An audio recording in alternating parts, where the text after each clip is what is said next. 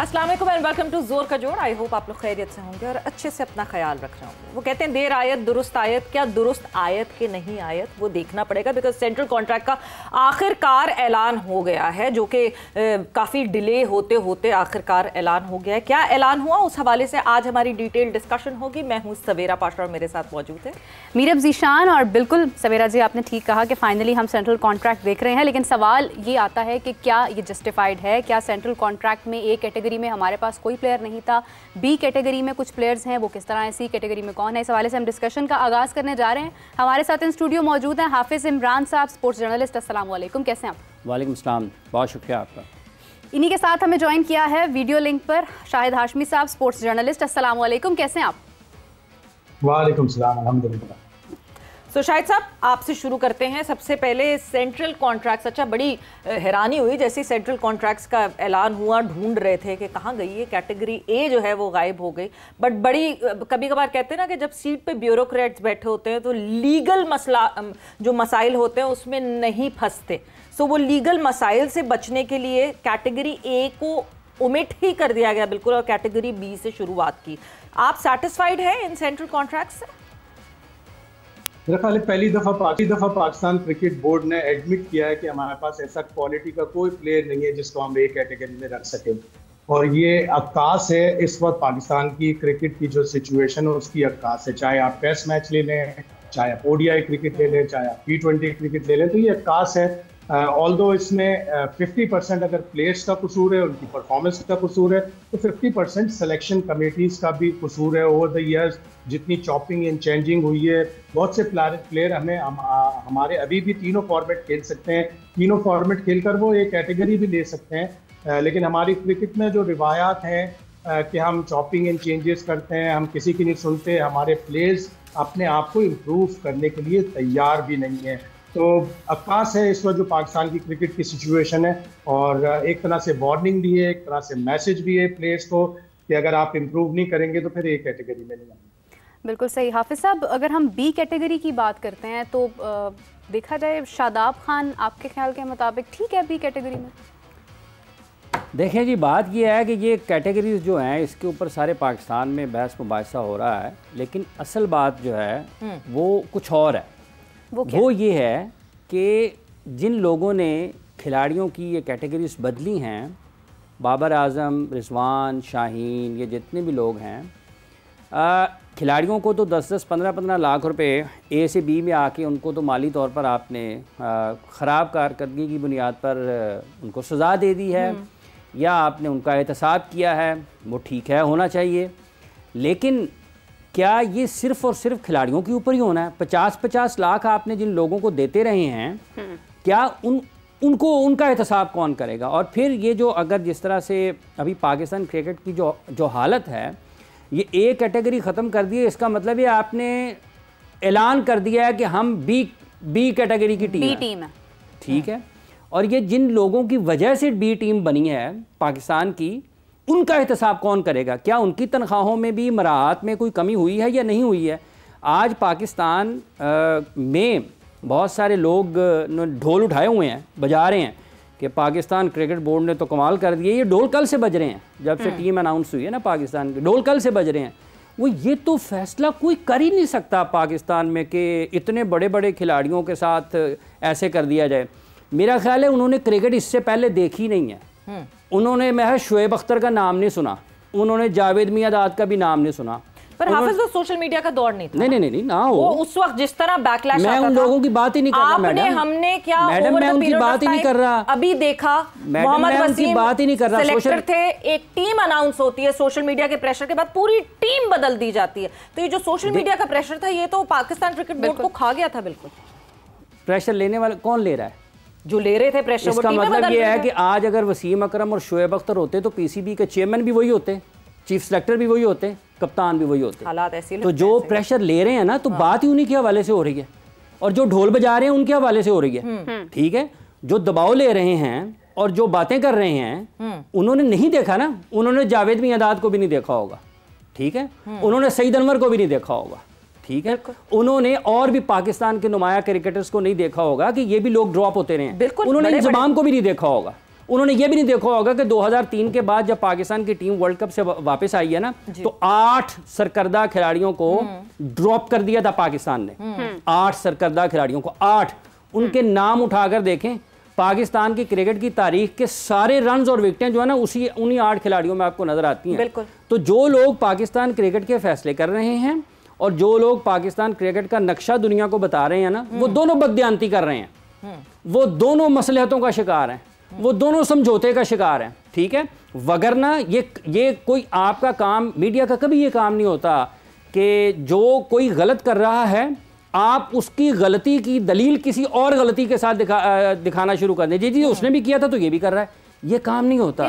Media का काम ये होता है कि अगर कोई चीज़ कहीं पर गलत हुई है तो आप उस गलती की निशानदेही करें और उसी सही हो रही है, उसकी क्या सही हो रहा है, कुछ सही नहीं माना जाए। आप बताएं क्या अगर आप सोशल मीडिया के प्रेशर को हैंडल कर रहे हैं, जो कि हमने पास्ट में गलती थी, वो गलती तो जो गलती सुधारी गई है उस पे भी तो बात होनी चाहिए, जो गलती हो रही है उस पे भी बात होनी चाहिए। But before we go into further debate, हम जरा आपने मुझे बताना है वैसे सही क्या हुआ देख लेते हैं। सेंट्रल कॉन्ट्रैक्ट्स में कौन कौन कहां कब कहां डिमोट हुआ, कौन प्रोमोट हुआ। सबसे पहले हम बी कैटेगरी की बात करते हैं, बिकॉज ए कैटेगरी तो है ही नहीं। बाबर आजम और मोहम्मद रिजवान सिर्फ ए कैटेगरी में थे पिछली दफा और उनको डिमोट करके कैटेगरी बी में लाए गए हैं। शाहीन शाह अफरीदी बी में ही थे, बी में ही मौजूद है। अबरार, साइम अयूब, सलमान अली आगा, शादाब खान, हारिस रऊफ, ये कैटेगरी सी से कैटेगरी बी में आए हैं। शादाब और हारिस रऊफ क्यों आए ये हम पूछेंगे अभी, क्योंकि कारकर्दगी के बेसिस पे बनाया गया है। उसके बाद हसन अली कैटेगरी बी का ही हिस्सा था, उसी में रहे। And Fakhar Zaman category C की तरफ मूव ऑन करते हैं तो अब्दुल्ला शफीक, फहीम अशरफ, हसन नवाज, मोहम्मद हारिस, मोहम्मद नवाज, ये सब कैटेगरी सी में थे, वहीं रिटेन किया गया। नसीम शाह को डिमोट किया गया कैटेगरी बी से कैटेगरी सी में। नुमान अली, साहिबजादा फरहान, साजिद खान और सऊद शकील ये कैटेगरी सी का हिस्सा है। कैटेगरी अब डी की बात करते हैं तो कैटेगरी डी में जो है वो अहमद दानियाल, हुसैन तलत, खुर्रम शहजाद, खुशदिल शाह, मोहम्मद अब्बास, अब्बास आफरीदी, मोहम्मद वसीम जूनियर, सलमान मिर्जा ये कैटेगरी डी में ऑलरेडी थे। शान मसूद को डिमोट किया गया and Shan Masood comes into category D. जिस तरह की परफॉर्मेंस रही, बट के डिबेटेबल ये है कि हाँ जी टेस्ट का कप्तान है और बहुत सारी डिबेट्स इस पर भी हो रही हैं। सुफियान मुकीम भी कैटेगरी डी का हिस्सा है और उनको वहीं रिटेन किया गया। फिर एक लिस्ट ये आती है और मैं शायद साहब आपकी इस पे अटेंशन चाहूंगी, इस लिस्ट पे, जो कि ड्रॉप हो गए, जो कि पिछली दफ़ा सेंट्रल कॉन्ट्रैक्ट का हिस्सा बने थे और इस दफ़ा सेंट्रल कॉन्ट्रैक्ट से बाहर हो गए। आमिर जमाल, हसीबुल्ला, कामरान गुलाम, मीर हमजा, मोहम्मद अली, मोहम्मद हुरैरा, इरफान खान नियाजी एंड उस्मान खान। उस्मान खान से ही सबसे पहले शुरू कर लेते हैं शायद साहब, क्योंकि जिस वक्त उस्मान खान ने जो है वो यूएई का कॉन्ट्रैक्ट छोड़ा था, उसी वक्त बहुत सारे समझदार लोगों ने कहा था कि ये बहुत बड़ी गलती कर रहे हैं कि इनके वादों पे छोड़ छाड़ के सब आ रहे हैं। And now you see Usman Khan nowhere. जी शायद साहब। देखो, जब भी सेंट्रल कॉन्ट्रैक्ट का अनाउंसमेंट होता है डिबेटेबल होता है, बहुत सी चीजें डिबेटेबल होती हैं। कुछ प्लेयरों को प्रमोशन मिल जाती है, कुछ प्लेयर गलत अंदाज में रिटेन हो जाते हैं, कुछ प्लेयर डिमोट हो जाते हैं। अब जिस तरह आपने कहा कि शादाब बहुत ही लकी है कि वो बी में अपने आप को रखे हुए, वो बहुत फेवरेट है माइक हसन का भी, सिलेक्शन कमेटी का भी, लेकिन उसको खुद ये रियलाइजेशन होनी चाहिए। शायद भाई असल में बताए ना किसका फेवरेट है, ये तो अब आए हैं। असल में फेवरेट किसका है? क्रिकेट में खेल रहा हूँ, असल में फेवरेट किसका है? फेवरेट है माइक हसन का फेवरेट है, माइक हसन का फेवरेट है। माइक हसन चाहता है उसको दोबारा टीम में लाना, और ऐसा नहीं है कि वो टैलेंटेड नहीं है, टैलेंटेड है, लेकिन रीसेंट परफॉर्मेंस इतनी अच्छी नहीं है। फिर आप शान मसूद को पिछली दफा भी आपने ह्यूमिलिएट किया, आपने उसको सी कैटेगरी में रखा, लिखा साथ में subject to his test captaincy. ऐसा ना करें एक प्लेयर के साथ। अभी उसने केप टाउन में बड़ा डैडी 100 बनाया था और पाकिस्तान को ऑलमोस्ट शिकस्त से बचाया था, फॉलो ऑन से बचाया था। ठीक है, वो इतना कुछ नहीं कर सका टेस्ट मैचों में जितनी उसकी अहलियत है या जितना उससे रिक्वायर्ड था। अब आपने उसको सी से एकदम डी में ला दिया और आपने जाहिर है उसको अब आपने टेस्ट कैप्टन से भी हटाना है। तो ये सारी चीजें मतलब डिस्करेज करती हैं प्लेयर्स को और सारी चीजें, लेकिन ये बड़े ड्रास्टिक टाइम्स हैं। पूरी दुनिया में सेंट्रल कॉन्ट्रैक्ट्स इंडिविजुअल परफॉर्मेंस में दिए जाते हैं, किसी भी बोर्ड को आप देख लें, और टीम रिजल्ट को उसमें इतना काउंट नहीं करते। इम्पैक्ट देखते हैं प्लेयर्स का, लेकिन दूसरी दुनिया की टीमों के इतने बुरे रिजल्ट भी नहीं होते जितने हमारे हैं। हम वर्ल्ड कप से फर्स्ट राउंड में दोनों वर्ल्ड कप से बाहर हो गए, हम वर्ल्ड टेस्ट चैंपियनशिप में 90 नंबर पर आए, हम चैंपियंस ट्रॉफी में पहले राउंड में बाहर हो गए। ऑल्दो कि हमारी ओडीआई में परफॉर्मेंस अच्छी चल रही थी, 10 में से हम 8 सीरीज जीते थे, दो हारे, दोनों न्यूजीलैंड से हारे, लेकिन एकदम से डिप आ गया कि हम न्यूजीलैंड गए, वहां हम 3-0 हार गए, हम चैंपियंस ट्रॉफी में उससे पहले फर्स्ट राउंड में हार गए। तो डिप तो आई है और ये डिफिकल्ट टाइम्स हैं, अब नहीं तो फिर कब।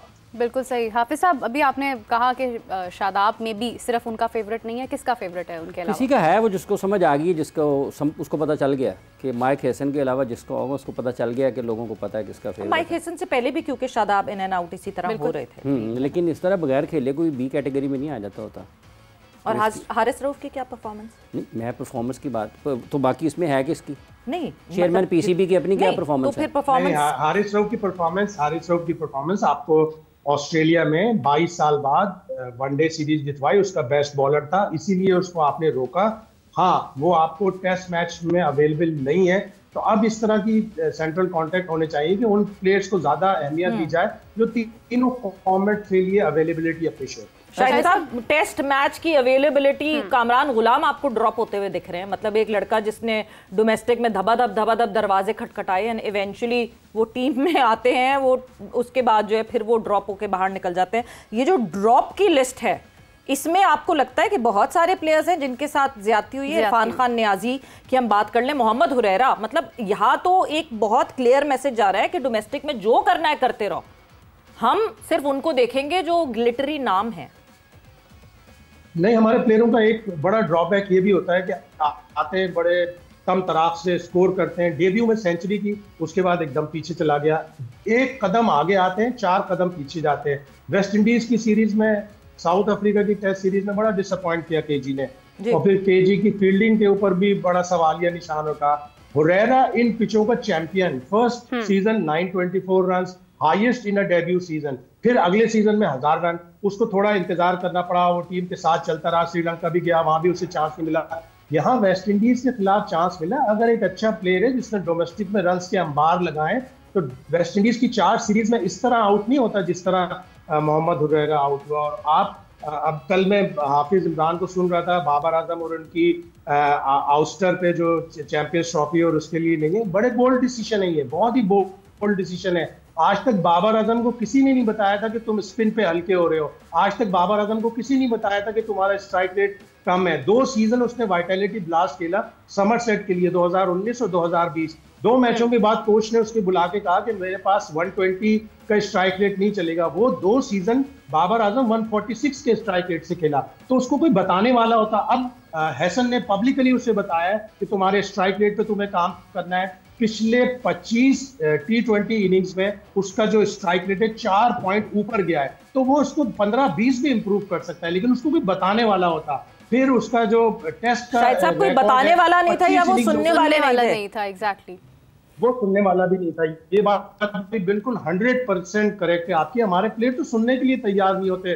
कोई उन्हें प्रैक्टिस में बता रहा होता है कि नो बॉल हो रही है, तो नो बॉल को झड़क देते कि नहीं, हमें मत बताओ। इस तरह के प्लेयर, टैलेंटेड प्लेयर, जब अगर इस तरह करेंगे तो फिर आगे नहीं जाएंगे, एक कदम आगे। हुरैरा ने बहुत डिसअपॉइंट किया 4 इनिंग्स में वेस्ट इंडीज की। फिर आप बाबर आजम को जो स्पिन बॉलिंग का कहा है, मैं आपको फैक्ट्स बताऊं, 6 दफा प्रभत जयसूर्य पे आउट हुआ है बाबर आजम, 5 दफा नेथन लायल पे आउट हुआ है, 4 दफा महाराज पे आउट हुआ है। इसी तरह वाइड बॉल क्रिकेट में आए तो आदिल रशीद पे मुसलसल आउट हुआ है, मोइन अली पे कंटिन्यूस, यानी फेलियर हमें स्पिन में तो नजर आ रहा है। शायद साहब, आपकी ही बात को अगर मैं कंटिन्यू करूं तो अबरार की परफॉर्मेंस क्या कोई बहुत एक्स्ट्राऑर्डिनरी थी, और क्योंकि उनको मौके मिलते रहे तो वो बी कैटेगरी में है, लेकिन सुफियान मुकीम को मौका नहीं मिला तो वो डी कैटेगरी में। ये इरफान खान ऐसा ही है कि आप इरफान खान बिल्कुल ऐसा ही है। इरफान खान नियाजी भी एकदम से फेवर से आउट हो गया, हालांकि उसने अच्छा शो किया था। उसने वनडे में न्यूजीलैंड में बड़ी अच्छी बॉलिंग की। वो बॉलिंग भी करेगा तो वो अपने आप को मजीद इंप्रूव भी करेगा, उसकी परमानेंट पोजीशन भी आएगी। हम एकदम से प्लेयरों को लाते हैं और एकदम से निकाल देते हैं। ये भी हाफिज साहब एक सवाल भी कर रहे हैं, हाफिज साहब का पूछना है कि इरफान खान नियाजी कौन है? कौन है? खिलाड़ी है मेरे ख्याल से। तो किसका है? पाकिस्तान टीम, डार्विन में पाकिस्तान की टीम खेल रही है, उसका कप्तान है। तो ये सेंट्रल कॉन्ट्रैक्ट में नहीं है। ये सऊद शकील कौन है? कौन है सऊद शकील? सऊद शकील को हमने एकदम से वनडे से भी बाहर कर दी। पाकिस्तान का टेस्ट मैच का, टेस्ट फॉर्मेट का, मुस्तकबिल का कप्तान उसको कहा जाता है। वो कहाँ है? तो ये तो मेरिट पे फैसले हुए ना। जो मैं सोशल मीडिया पे पाकिस्तान के बड़े बड़े जय्यद उलमा को देख रहा हूँ आज जो लिख रहे हैं, उनके मुताबिक तो मेरिट पे पाकिस्तान में क्रिकेट में तो ऐसा कभी नहीं हुआ। डार्विन में आपकी टीम खेल रही है, उसका कप्तान आपके सेंट्रल कॉन्ट्रैक्ट से बाहर है, ठीक है। सऊद शकील ने जहां आपने उसको खिलाया है उसने रन्स किए हैं, उसकी टेस्ट मैच की एवरेज उठा के देखें और आपने उसको किस कैटेगरी में डाला हुआ है, ठीक है। फिर इसमें ये मीर हमजा कौन है, इसका क्या कसूर है, क्या कसूर है इसका? लेकिन मेरिट पर किया ना पाकिस्तान क्रिकेट बोर्ड ने, मेरिट होता है। कसूर ये कि इसको कोई शादाब की तरह पसंद नहीं, ठीक है, हाँ ये भी उसका। और इसके इसमें पाकिस्तान क्रिकेट बोर्ड ने आज अपनी प्रेस रिलीज जारी की ना, तो उन्होंने कहा कि कुछ नए खिलाड़ी आए हैं। ये कौन है फ़हीम अशरफ, कोई नया है? ज़रा बताइएगा। आजकल की जनरेशन के लिए नया है। हसन अली कोई नया है? मतलब मैं तो जानना चाहता हूँ ना, मैं अपनी इल्म में इजाफा चाहता हूँ, देख मेरी कि मैं क्या चाहता हूँ, सादगी के मैं क्या चाहता हूँ। ये कौन है हसन अली? कोई नया खिलाड़ी है? खुशदिल भी नया है आपका। इसलिए नए प्लेयर नहीं लिखा उन्होंने, उन्होंने लिखा new entry in central contract. पहली बार एंट्री तो नहीं हुई है ना, मतलब पहले भी तो ये हिस्सा ही थे, इसलिए पहले से भी थे। मैं वही कह रहा हूँ ना, हमारे प्लेयर्स का भी ये अलमिया रहा है कि अच्छा एक और बात है, शायद भाई कथा कलामी की माजरत चाहूंगा, लेकिन इसमें किसी भी जगह पर जो इन्होंने सेंट्रल कॉन्ट्रैक्ट बनाए हैं, जब ये खिलाड़ी पिछले साल इनको सेंट्रल कॉन्ट्रैक्ट दिए गए थे तो यही सेटअप था ना पाकिस्तान क्रिकेट बोर्ड का। सिलेक्शन कमेटी भी गालिबन इसके करीब यही थी, उसके बाद में लोग बदले, लेकिन अगर आप 90% से ज़्यादा लोग देखते हैं तो वो यही हैं। अगर इस सिलेक्शन कमेटी ने गलत टीम सेलेक्ट की चैंपियंस ट्रॉफी के लिए, प्लेइंग 11 गलत बनाई, खिलाड़ी बेहतर परफॉर्म नहीं कर पाए, वो हार गए, अगर खिलाड़ियों की गलती है तो ये जो पाकिस्तान क्रिकेट बोर्ड में बरसों से दहाइयों से लोग बैठे हुए हैं और उनको कौन पूछेगा? आज अगर पाकिस्तान की क्रिकेट में इन्होंने ए कैटेगरी ख़त्म की है, अब इनको कोई जाके पूछे कि जब आप ये ऐलान कर रहे हैं लोग आपके बारे में क्या बात करेंगे? फिर दुनिया में आपने ए कैटेगरी ख़त्म की है ना, तो इसका मतलब ये है कि आपने ऐलान कर दिया है कि आप तस्दीक शुदा बी कैटेगरी के खिलाड़ी आपके पास हैं, तो आपकी दुनिया में क्या बात होगी? और अगर ये सारे इसका क्या सोल्यूशन होता फिर? आप इसका सोल्यूशन? मैडम मैं सोल्यूशन के लिए नहीं हूँ, कैटेगरी ए सोल्यूशन के लिए मैं नहीं हूँ। ये वही वाली बात होगी, मुझे पैसे नहीं मिलते, मैं क्यों करूँ ना? आप 50 लाख आप यहाँ पे बुलाएं मोहसिन नकवी साहब को, उनसे पूछें सोल्यूशन क्या है। आप आकिब जावेद साहब को बुलाएं, आप उस्मान वाला को बुलाएं, आप पाकिस्तान क्रिकेट बोर्ड की सिलेक्शन कमेटी के उन तमाम अरकान को बुलाएं, वो बताएं सोल्यूशन। कौन प्लेयर होते कैटेगरी ए में?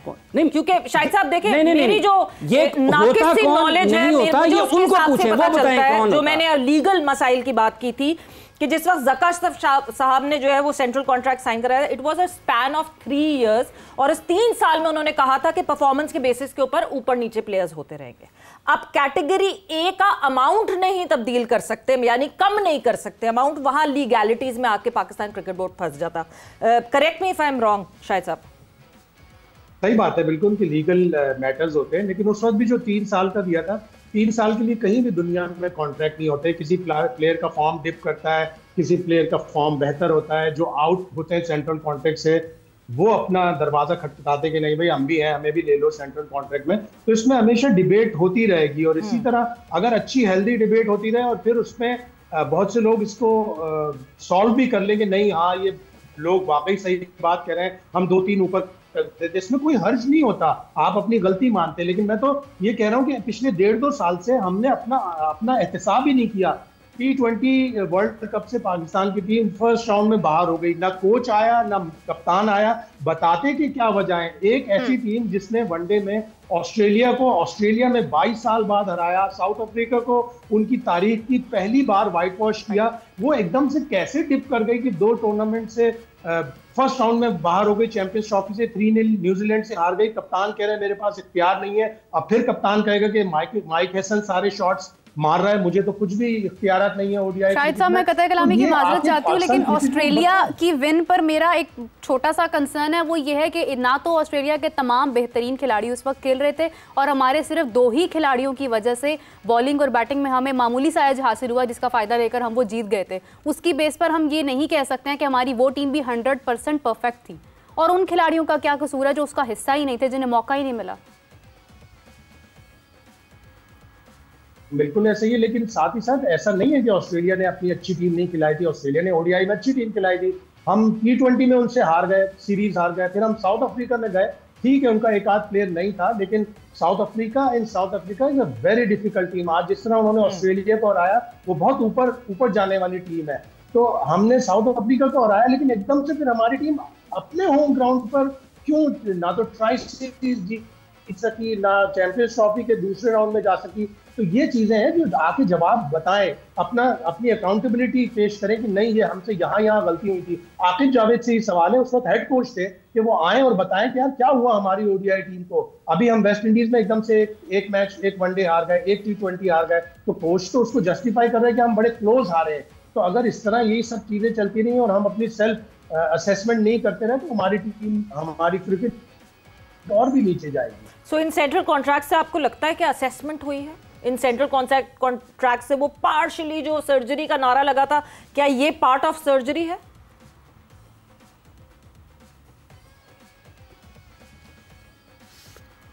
शायद साहब नहीं, इतना ज्यादा नहीं है। असेसमेंट जरूर होती है, डाटा वाले लोग हैं, सारी परफॉर्मेंस लेके आते होंगे, सारा डाटा वो कलेक्ट करके लेके आते होंगे, पूरे उनके डाटा एनालिस्ट है। लेकिन कहीं ना कहीं किसी प्लेयर के साथ ज्यादती हो जाती है, कहीं ना कहीं किसी ना किसी प्लेयर के साथ। जब आप सेंट्रल कॉन्ट्रैक्ट अनाउंस करते हैं, आप आके डिटेल प्रेस कॉन्फ्रेंस करें कि ये है इस कैटेगरी में तो क्यों है, ये है इस कैटेगरी की। हमारे यहाँ आके जवाब ही नहीं देते। एक प्रेस रिलीज किया, ये तक मेंशन नहीं किया कि हमने एक कैटेगरी क्यों हटाई।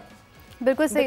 हाफिज साहब, अगर हम सेंट्रल कॉन्ट्रैक्ट को देखते हुए एशिया कप का हमारा जो स्क्वाड अनाउंस हुआ है उसकी बात करें, तो इट मींस कि ए कैटेगरी में तो अनफॉर्चुनेटली हमारा कोई भी प्लेयर नहीं खेल रहा है ही नहीं हमारे पास। लेकिन हमारा जितना भी स्क्वाड है वो B, C, D के दरमियान है। तो क्या ये एक बेहतरीन फैसला है कि आप एशिया कप नज़दीक है और आपने ए में किसी को भी कंसिडर नहीं? देखिए, ये चीज़ें ना बदल जाती हैं। ये दर्जा बंदियाँ आपकी सारी की सारी असरअंदाज होती हैं खेल में नताइज के ऊपर। अगर पाकिस्तान एशिया कप में बहुत अच्छा खेलता है तो फिर ये कोई नहीं याद रखेगा जी क्या हुआ है, फिर ये बात होगी कि इनको क्यों नहीं डाला गया है कैटेगरी में। डिपेंड करता है कि जब पाकिस्तान एशिया कप खेलने के लिए जाता है, पाकिस्तान की टीम नताइज कैसे देती है। अगर नताइज अच्छे आएंगे तो ये कैटेगरियाँ क्या मानी रखती हैं। अगर ये हरा देते हैं दुनिया की बेहतरीन टीम, एशिया की बेहतरीन टीमों को वहाँ पर जब खेलते हुए, अफगानिस्तान के खिलाफ अच्छा खेलते हैं, इंडिया के खिलाफ अच्छा खेलते हैं, जीत जाते हैं, सारी टीमों को हराते हैं वहाँ पर, तो बेमानी हो जाएंगी सारी की सारी चीज़ें। ठीक है, और अल्लाह करे कि पाकिस्तान अच्छा खेले, पाकिस्तान की टीम अच्छे नताइज दे, इनफरादी तौर पर खिलाड़ी अच्छा खेल लें, इज्तिमाई तौर पर पाकिस्तान टीम के नताइज अच्छे आएँ, तो ये सारी चीज़ें बिल्कुल बदल जाएंगी और लोग इन्हीं प्लेयर्स के बारे में ज़्यादा बेहतर अंदाज में गुफ्तगू होने लग जाएगी। हो सकता है कि वहाँ पर स्पिन भी अच्छी खेल ले, स्पिन खेलते हुए अच्छे दिख जाएं लोग। But coming back to that point again Hafeez, जो हम बात कर रहे थे, कैटेगरी ए में आपको कौन दिखता है कि कौन प्लेयर होना चाहिए?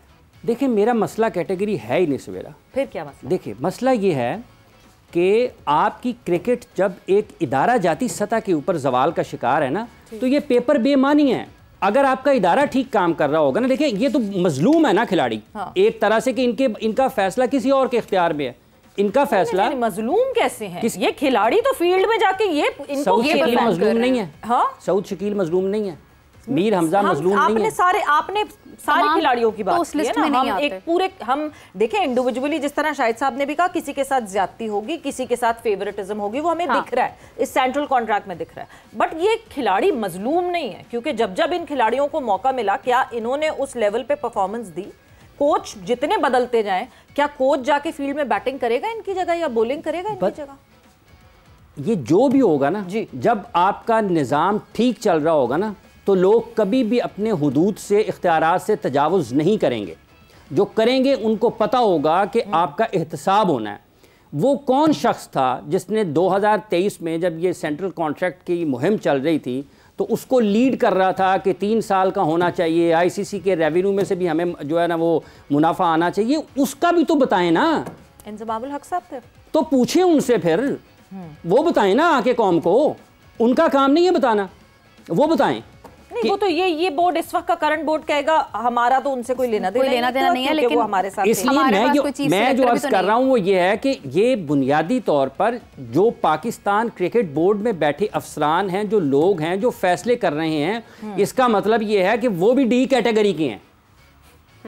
सैलरीज उनको डी कैटेगरी की नहीं मिल रही है, बिल्कुल। तो ये सैलरीज ए कैटेगरी की ले रहे हैं। कमा कोई और रहा है, कमा कोई और रहा है, ठीक है, खा कोई और रहा है, तो ये जुल्म नहीं है तो क्या है? हाँ। ये जुल्म नहीं है तो क्या है? कि वो पैसा जो अब मोहम्मद हुरैरा पर लगना है, वो पैसा जो कामरान गुलाम को मिलना है, वो पैसा जो मीर हमजा को मिलना है, वो पैसा जो इरफान खान नियाजी को मिलना है, वो साहब काली ऐनक लगा के कमरे में बैठे हुए हैं। कमरे को बाहर से भी ताला लगा हुआ है, कोई अंदर भी नहीं आ सकता, और वो खा रहे हैं। ये कौन साहब है? वो सड़े वो एक है। शाहिद साहब, ये जो बात कर रहे हैं हाफिज, वैसे बोर्ड ऑफ गवर्नर्स की जो मीटिंग हुई थी उससे जो ऑब्वियसली बड़ी कमज़ोर सी खिड़कियां, वो दीवारें हैं पाकिस्तान क्रिकेट बोर्ड की, बाहर आ जाती हैं खबरें। सो उसमें जो है एक तरफ कॉन्ट्रैक्ट, सेंट्रल कॉन्ट्रैक्ट्स को लेके बजट की भी बात हुई थी और सेंट्रल कॉन्ट्रैक्ट्स के अमाउंट को बढ़ाया गया था। कितना बढ़ाया गया था और इतना कि यहाँ दिख रहा है वो उतना बढ़ाया हुआ? बिकॉज येस, सेंट्रल खबरें ये ज़रूर आ रही हैं कि कैटेगरी सी में जो है वो 5 लाख का इजाफा कर रहे हैं, कैटेगरी डी में शायद 3 लाख का इजाफा कर रहे हैं, 13 से 15 लाख हो जाएगी कैटेगरी डी, और कैटेगरी सी 20 से 25 लाख हो जाएगी। मगर जितना बजट वहाँ क्लेम किया गया था वो अभी दिख नहीं रहा यहाँ, क्योंकि आप तो 20-20 लाख तो डायरेक्ट कम कर रहे हैं मोहम्मद रिजवान और बाबर आजम के अकाउंट से।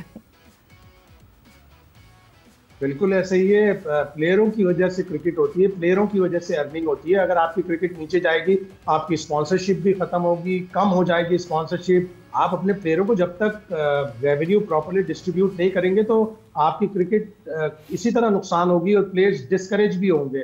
तो इजाफा होना चाहिए, रेगुलर इजाफा होना चाहिए, लेकिन प्लेयर्स को भी साथ ही साथ अपना एहतसाब करना चाहिए कि क्या हम एक कैटेगरी के हम अफोर्ड करते हैं, हम उसके ऊपर पूरा उतरते हैं या नहीं उतरते हैं। 2-3 प्लेयर ऐसे, जिस तरह अभी हाफिज कह रहे थे कि 2-3 प्लेयर ऐसे हैं जो आपको तीनों फॉर्मेट में खेलते हैं। आपने अपने प्लेयरों को तीनों फॉर्मेट खिलाया भी नहीं। शाहीन शाह अफरीदी अगर व्हाइट बॉल क्रिकेट खेल रहे थे तो एकदम से उन्हें रेड बॉल से आपने हटा दिया। नसीम शाह को आपने एकदम से रेड बॉल से हटा दिया। तो आप अपने एक जो सबसे बड़ी लैकिंग है ना पाकिस्तान की, 2 बड़ी लैकिंग है। एक तो प्लेयर्स यूनियन नहीं है जो प्लेयर प्रॉब्लम जाके करे और क्रिकेट बोर्ड से वो निकाले, करवाए, उनको कन्विंस करे। और नंबर 2 ये कि हमारे यहाँ एक हाई परफॉर्मेंस मैनेजर होना चाहिए। ऑस्ट्रेलिया में पैट हावर्ड थे, रिकी पॉन्टिंग तक पैट हावर्ड से डरता था, माइकल क्लार्क तक पैट हावर्ड से डरता था कि यार ये असेसमेंट करके हमें बता रहा है सारी सब चीजें। उसकी जगह आया बैन ओलिवर, वो भी अच्छी उसी तरह की ऑस्ट्रेलिया की क्रिकेट को लेके चल रहा है। इंग्लैंड में मो बोबार्ट थे जो अब आरसीबी में आए और अभी फिर दोबारा इंग्लैंड जा रहे हैं, उनकी जगह दूसरा आदमी आया। तो वो लोग रेगुलरली अपनी असेसमेंट करते रहते हैं। हमारे यहाँ ना तो पाकिस्तान क्रिकेट बोर्ड के ऑफिशियल्स की असेसमेंट होती है, ना ही प्लेयर्स की होती है, ना ही कोचेस की होती है। इसी तरह अल्लाह भरोसे सारा काम। हमारे तो टेस्ट मैचेस भी 10-10 महीने के गैप के बाद होते हैं। हाफिज साहब, अगर हम इसी बात को कंटिन्यू करें तो जिस तरह टेस्ट मैच की बात हो रही है, बिल्कुल ऐसे ही है। जाहिर आपकी टीम, खिलाड़ी जिस तरह से ड्रॉप कर दिए जाते हैं, अचानक से पता चलता है कि ये हैं ही नहीं टीम के अंदर। इसी तरह से अगर हम एशिया कप की बात करें, भारत का भी स्क्वाड अनाउंस हुआ है और भारत का स्क्वाड अगर आप देखें तो आपको लगता है कि पाकिस्तान का स्क्वाड 3 मैचेस मुतवक्के हैं कि हमारे हो सकते हैं। क्या हमारा स्क्वाड इतना कैपेबल है कि वो इनसे फाइट करेगा? देखिए, अगर तो अच्छी क्रिकेट खेलते हैं आप, 3 मैचेस का मतलब ये है कि आप फाइनल में जा रहे हैं, एक दूसरे को देख रहे हैं, ठीक है। तो उसके लिए तो आपको पूरा टूर्नामेंट अच्छा खेलना पड़ता है, और अगर आप पूरा टूर्नामेंट अच्छा खेलेंगे तो फिर आप फाइनल भी खेल सकते हैं। लेकिन अगर आप अच्छी क्रिकेट नहीं खेलेंगे तो फिर फाइनल में आपको, और इसमें भी सिर्फ इंडिया को हराने के बाद आप फाइनल नहीं खेल सकते हैं, आपको और भी टीमों को हराना है, तब जाकर आप उस एक मैच का जिसके बाद आप एशिया के फाते हो सकते हैं उसका हिस्सा बनेंगे। पाकिस्तान हरा तो किसी को भी सकता है। देखिए, ये जो T20 क्रिकेट है, ये 4 बॉल आपके मैच का नक्शा बदल सकते हैं। अगर फ़र्ज़ कर लें आखिरी 4 बॉलों पर आपको 18 रन चाहिए, 3 छक्के लग गए तो आप मैच जीत जाएंगे, ठीक है। अगर आपको शुरू के ओवर में 3 विकेटें मिल जाती हैं तो आप मैच में इस तरीके से हावी हो जाएंगे कि मुखालिफ टीम वापस नहीं आ सकेगी। छक्के लगाएगा कौन और विकेटें लेगा कौन? तो हम कौन सा भी मैच हो गया जो देख रहे हैं, ये मुस्तकबिल की मफरूज़े के ऊपर बात हो रही है ना, कि ये हो सकता है। तो ये पॉसिबिलिटी है, इम्कानात हैं इसके, और ऐसा हुआ है। शाहीन ने आउट किया था ना जब 152 पे 10 विकेटों वाला मैच है, उसके अलावा भी मुख्तलिफ वक्तों पर उन्होंने आउट किए हुए हैं। रिजवान और बाबर ने मुख्तलिफ वक्तों पर रन्स भी किए हुए हैं, ठीक है। अबरार ने, हारिस ने विकेट, जैसे अभी शाहिद साहब बता रहे थे ऑस्ट्रेलिया की हारिस रऊफ की कारकर्दगी का, तो उन्होंने पढ़ी हुई हैं पाकिस्तान ने, लेकिन क्या ये परफॉर्म करते हैं एशिया कप में वैसा या नहीं करते हैं? हरा तो सकता है पाकिस्तान किसी को भी, लेकिन किसी को अफगानिस्तान भी हरा सकता है, इंडिया को, अफगानिस्तान पाकिस्तान को भी हरा सकता है, पाकिस्तान अफगानिस्तान को भी हरा सकता है। T20 एक ऐसा फॉर्मेट होता है जिसपे थोड़ी सी आपको you just get a sniff है और आप जीत हासिल कर सकते हैं। शाहिद साहब, कमिंग बैक टूवर्ड्स यू, क्योंकि अब स्क्वाड का जिक्र शुरू हो गया है, सो पाकिस्तान के स्क्वाड के हवाले से आपकी क्या राय है?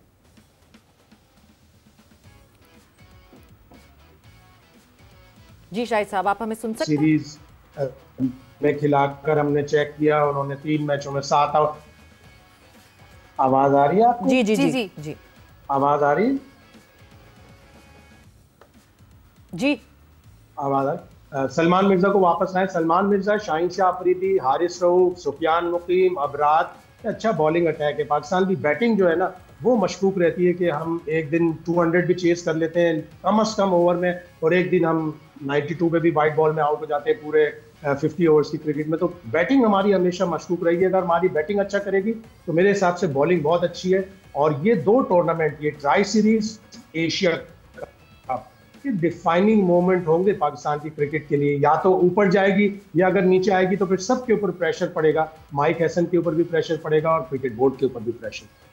बिल्कुल। अच्छा, जो मीरब ने जो बात की इंडिया के स्क्वाड को देखते हुए, बिकॉज इंडिया ने आज स्क्वाड का ऐलान किया है, क्या एक वो कहते हैं ना एक मेंटल डिफरेंस पड़ेगा क्या इस बात से? बिकॉज हम हमेशा आने वाले वक्तों में, पिछले वक्तों में ये देखते रहे हैं कि T20 में एक विराट कोहली हमारे गले पड़ जाते थे। सो विराट और Rohit not being now and facing Pakistan, क्या फ़र्क पड़ेगा उस चीज़ से?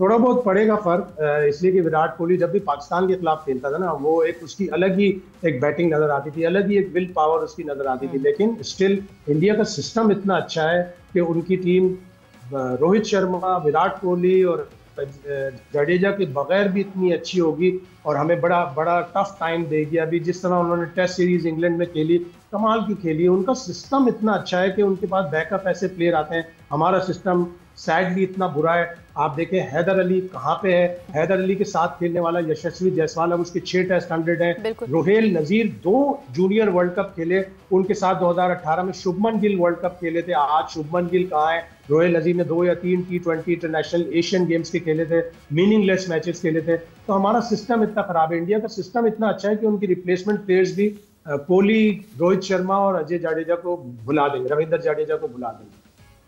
बिल्कुल सही। हाफिज साहब, व्हाट इज योर टेक?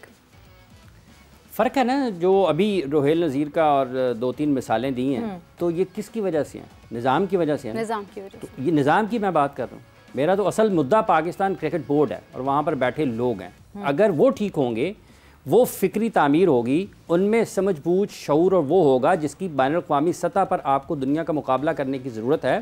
तो ये जो वो टैलेंट पाकिस्तान का बिखरा पड़ा है मुल्क के तूलो अर्ज़ में, आप उसको सामने ला सकते हैं। कोई ये क्यों नहीं बताता कि इनकी कारकर्दगी का मयार क्यों ख़राब हुआ है, क्यों नीचे आए हैं ना? शाहीन अफरीदी पाकिस्तान की तरफ से तीनों फॉर्मेट जो हैं उनमें 100 विकेटें लेने वाले पाकिस्तान के अकलौते बॉलर हैं, ठीक है। अभी ये जुल्म ये है कि जो फर्स्ट क्लास में परफॉर्म करता है उसको हम निकाल देते हैं। उसकी मिसाल हुरैरा है, मीर हमज़ा हैं और सऊद शकील की कैटेगरी देखकर और शान मसूद की कैटेगरी देखकर आप कह सकते हैं। और जो पाकिस्तान टीम में होते हैं उनको कहते हैं जाओ जाके फर्स्ट क्लास खेलो। तो जो नीचे खेल रहा है उसको तो आप शामिल नहीं करते हैं, और जो ऊपर है उसको कहते हैं नीचे चले जाओ। तो किसी को समझाएं तो सही। इसलिए जब तक आपका निज़ाम ठीक नहीं होगा, आपके फैसले बेहतर अंदाज में नहीं होंगे, आपकी क्रिकेट आगे बढ़ने वाली नहीं है। ये मानी नहीं रखता कि बाबर आजम खेल रहा है या नहीं खेल रहा है, रिजवान खेल रहा है या नहीं खेल रहा है। पाकिस्तान ने इनसे बहुत बड़े बड़े क्रिकेटर्स देखे हुए हैं, इनसे बहुत बड़े बड़े क्रिकेटर्स देखे हुए हैं, और वो बड़े बड़े क्रिकेटर्स ड्रॉप भी हुए हैं। वकार यूनुस, सकलैन मुश्ताक, ये लोग भी ड्रॉप हुए। देखें राशिद लतीफ़ और मोइन खान का जो आपस में एक दूसरे के साथ पेशा वाराना रकाबत थी ना, आप उसको देखें। 92 का वर्ल्ड कप खेलते हैं मोइन, 96 का खेलते हैं राशिद, 99 का खेलते हैं मोइन, 2003 का खेलते हैं राशिद। तो ये इतने बरसों अगर वो एक दूसरे के आमने सामने रहे हैं तो किसी वजह से रहे हैं ना। तो क्या आज मतलब है कि रिजवान के बाद पाकिस्तान की विकेट कीपिंग खत्म है? ये लोग आते जाते रहते हैं। आपका निजाम अगर ठीक होगा तो कहीं उसमें भी आपको खराबियां और खामियां रहेंगी, लेकिन कम अज कम ये नहीं होगा कि आप हारते चले जाएं। अच्छा भला खिलाड़ी सिस्टम में आता है, पाकिस्तान टीम के कोचिंग स्टाफ के पास आता है, और जब वो जाता है तो वो खुद भी परेशान हो रहा होता है कि मैं जब यहां पर आया था तो क्या था, जब मैं यहां से निकल रहा हूं तो क्या हूं। ठीक है, खिलाड़ी आप बदली जा रहे हैं, कभी किसी को ला रहे हैं, कभी किसी को बाहर कर रहे हैं, लेकिन जो असल को निकालें तो सही ना कि यार ये कौन है जिसकी वजह से इतनी तबाही हो रही है, कोई देखे तो सही जाके। इसलिए जब तक आपका निजाम ठीक नहीं होगा उस वक्त तक आपका मामला ठीक हो नहीं सकते हैं, और उसके लिए आपको अपनी सोच को बुलंद करने की जरूरत है। ये पाकिस्तान की टीम 9वें नंबर पर है और पूरे मुल्क में शोर है जी, रिजवान को निकाल के अच्छा कर दिया है, और बाबर वापस आ रहा है, एशिया कप में खेलेगा या नहीं खेलेगा। तो वो उन्होंने सही पीछे लगाया हुआ है। वो जो ऊपर बैठे हुए हैं जिनकी जात को कोई फर्क नहीं है, देखिए उनके तो बैंक बैलेंस भी बढ़ गए हैं, उनकी जिंदगियों में भी आसाइशियां आ गई हैं, लेकिन इस मुल्क का जो नौजवान, इस क्रिकेट पर जुल्म, इस मुल्क के नौजवान पर जुल्म है, इस मुल्क के मुस्तकबिल पर जुल्म है। और उस होते जुल्म को देखकर ना इस पे वक्त नहीं ज़ाया किया जा सकता कि ए कैटेगरी में कौन है, बी कैटेगरी में कौन है। जब आपका सिस्टम ठीक होगा, ये वही मुल्क है ना जहां पे सकलैन मुश्ताक, और यार देखें तो सही, राशिद खान और सकलैन मुश्ताक, एक और नाम मेरे ज़हन में आ गया, राशिद खान अगर आज के दौर में होते ना, आज के दौर में दूसरा किए बगैर इतना अच्छा ऑफ स्पिनर आपको कम नजर ही नहीं आएगा। लोग ग्रेम स्वान की बात करते हैं ना, शायद भाई ने कवर किया होगा, अरशद खान, उसके बगैर उनको देखें, उनकी बॉलिंग देखें। ठीक है, इसी मुल्क में एक ही वक्त में एक तरह के कई खिलाड़ी मौजूद होते थे जो किसी भी वक्त पाकिस्तान की टीम में आ सकते थे। तो कुछ ना कुछ तो उस वक्त ठीक था ना, उनको जगह नहीं मिलती थी क्योंकि इतने अच्छे खिलाड़ी इटसेल्फ टीम में होते थे। बट फिर शायद भाई बस यहाँ पे हम वाइंड अप करेंगे इस डिस्कशन को, बट उससे पहले एक चीज बहुत इंपॉर्टेंट हाफिज ने यहाँ पे जो बात की है कि अगर मोहम्मद रिजवान विकेट कीपर हैं तो कोई और विकेट कीपर पैरेलली नहीं हो सकता। एक बात बार बार की जाती है बाबर आजम और मोहम्मद रिजवान की कैप्टनसी के टेन्योर में कि इन्होंने प्लेयर्स बनने नहीं दिए वो प्लेयर्स जो इनकी स्टेबिलिटी को चैलेंज कर सकते थे। तो इसमें इनके अलावा इसका मतलब ये कि पूरा बोर्ड शामिल हो गया था, पूरा निज़ाम चलाने वालों का कसूर है। कोचेस भी हैं उसमें सिलेक्शन कमेटी भी है, उसमें हमारे जो कप्तान हैं उनके भी सारे कसूर है कि उन्होंने अपनी अथॉरिटी को चैलेंज ही नहीं होने दिया। आप बताएं ना, किससे पहले बाबर आजम को किसने कहा होगा कि तुम्हारा स्ट्राइक रेट नहीं है, तुम स्पिन पे हल्के जा रहे हो? किसी ने नहीं कहा। ये कोच है। और अब मुझे लग रहा है जिस तरह उसने इतने बोल्ड डिसीजन लिए, और अपनी उसने जब न्यूजीलैंड में कोच बना था उस वक्त भी उसने बड़े डिफिकल्ट डिसीजन लिए थे। तो टीम अच्छी होनी चाहिए, हमें अपने निज़ाम से और मजीद बाबर आजम पैदा करने चाहिए और मजीद रिजवान पैदा करने चाहिए, और जो मौजूदा बाबर आजम और जो मोहम्मद रिजवान है उनको भी जाकर डोमेस्टिक क्रिकेट में मुख्तलिफ कंपटीशन में अपने आप को इम्प्रूव करना चाहिए। अच्छे प्लेयर हैं, अगर वो अपने आप को इम्प्रूव करेंगे, Babar Azam should come as a stronger player than before, जिस तरह उसके ऊपर बातें हुई हैं। लेकिन उसको कोई मसला है, कोई प्रॉब्लम सता रही है। विराट कोहली को किसने निकाला उसके रट से, जो 3 साल उसने सेंचुरी नहीं बनाई? MS धोनी ने निकाला, और उसकी बीवी ने उसको निकाला, उसने जिससे शादी की थी अनुष्का शर्मा ने। तो बाबर आजम को भी अब मशवरा है कि अच्छी सी लड़की से शादी करें, वो उनको सेल्फ कॉन्फिडेंस देगी, वो उनकी कॉन्फिडेंस में बनेगी और उनको आगे लेके जाएगी। तो मुझे उम्मीद है कि ये जो ट्राई सीरीज और एशिया कप है, इससे पाकिस्तान की कम से कम T20 टीम का टर्न अराउंड आएगा। शायद साहब आपने ना जब हसन कोचिंग माओ वाले मशवरा दे दिया है कि मेरा लड़का सुधर नहीं रहा, उसकी शादी करा दो तो सुधर जाएगा, वो बिगड़ा हुआ है तो शादी करा दो। तो ये तो वो वाली बात है। बट सवेरा आप भी मिसेज हो, आप भी कॉन्फिडेंस देती होगी अपने मियाँ को, हाफिज की मिसेज भी देती होगी। मेरी मिसेज तो मेरा सबसे बड़ा कॉन्फिडेंस है। जब आप किसी रट में होते हो, जब आप किसी प्रॉब्लम में होते हो, तो आपको एक ऐसा इंडिविजुअल अपना कंपेनियन चाहिए होता है जो आपको उस रट से, उस मुश्किल फेज से निकाले। यकीनन निकालेगा, और यकीनन हमें स्ट्रॉन्गर बाबर आजम मिलेगा। मुझे उम्मीद है इन दोनों टूर्नामेंट से कि यकीनन इसमें शायद साहब उनके वालिद हैं उनको कॉन्फिडेंस देने के लिए। एक कंपेनियन ज्यादा अच्छा जरूरी होता है, वो वाइफ। शाहिद साहब थैंक यू, बहुत बहुत शुक्रिया। और जाते जाते ये आपने कही कि टफ डिसीजन ज़रूर माइक हेसन और आकिब जावेद लेते हुए दिख रहे हैं, मगर पाकिस्तान क्रिकेट बोर्ड की रिवायत रही है कि जो टफ डिसीजन लेते हैं बुनियादें अंदर से ही हिलाना शुरू कर देते हैं और उनकी बुनियादें कमज़ोर पड़ जाती हैं। हाफिज़ साहब बहुत बेहतरी से इस बात को जानते हैं कि बुनियादें कितनी तेज़ी से उनकी कमज़ोर कर दी जाती है। बट शाहिद साहब thanks a lot for joining in. हाफिज़ बहुत बहुत शुक्रिया फॉर ज्वाइनिंग इन। वक्त यहाँ पे जोर का जोड़ का ख़त्म हो गया है। सवेरा पाशा को और मीर अफज़ल शान को इजाज़त दीजिए। अपना बहुत ख्याल रखिएगा। टेक केयर, बाय बाय, अल्लाह हाफिज़।